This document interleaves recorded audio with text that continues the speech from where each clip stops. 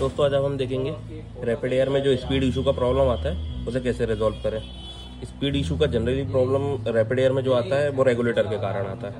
अब रेगुलेटर जैसे कंपनी का यूज़ करते हैं, जैसे हैवेल्स हो गया, ये एंकर का है, इनमें 140 से ऊपर का वोल्टेज आता है फर्स्ट स्टेप पे, जिसके कारण वो रेगुलेटर है जो पंखे से सिंक्रोनाइज नहीं हो पाता है। अब इसको रिजॉल्व करने के लिए हम यूज़ कर रहे हैं 7 स्टेप रेगुलेटर। इसका वोल्टेज आज हम चेक करेंगे। इसको मतलब अब हम 7 स्टेप रेगुलेटर का वोल्टेज वेरिएशन हम चेक करेंगे। वोल्टेज वेरिएशन चेक करने के लिए हम मल्टीमीटर का यूज़ करेंगे। इसको सीरीज़ में लगाएंगे हम मल्टीमीटर के साथ डायरेक्ट लाइन से, और जो ब्लैक वायर आएगा इसे डायरेक्ट हम कनेक्ट करेंगे।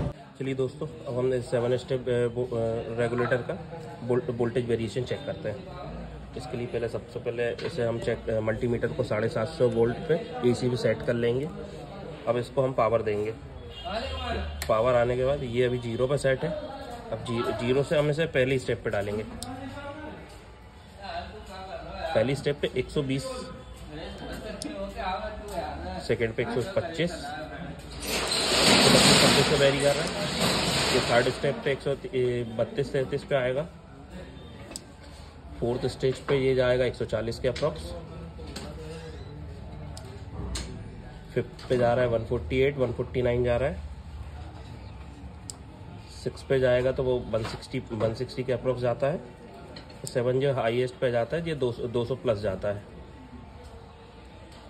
7 step regulator easily rapid air के साथ सिंक्रोनाइज हो जाता है। तो जनरली जहाँ अपना किसी ब्रांड का या कोई सिंक्रोनाइज नहीं होता है रेगुलेटर किसी कंडीशन, तो आप वहाँ पे 7 स्टेप रेगुलेटर यूज़ कर सकते हैं। जैसे हमने हैवेल्स यूज़ किया था, वो सिंक्रोनाइज नहीं हो रहा था क्योंकि इसका स्टार्टिंग वोल्टेज जो आ रहा था 160 प्लस आ रहा था। और जो हमने एंकर का यूज़ किया था, इसमें हमने चेक किया था तो ये 140 प्लस आ रहा था, 145 के अप्रॉक्स आ रहा था।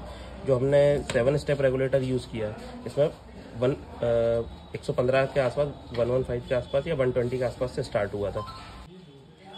ओरिएंट का रैपिड एयर जो फैन आता है उसका स्पीड इशू वाला प्रॉब्लम 7 स्टेप रेगुलेटर से इजीली रिजॉल्व हो जाता है। तो आप इसे यूज़ करके देख सकते हैं। ऐसे ही इन्फॉर्मेटिव वीडियोस के लिए हमें लाइक करें, शेयर करें और सब्सक्राइब करें। Thank you.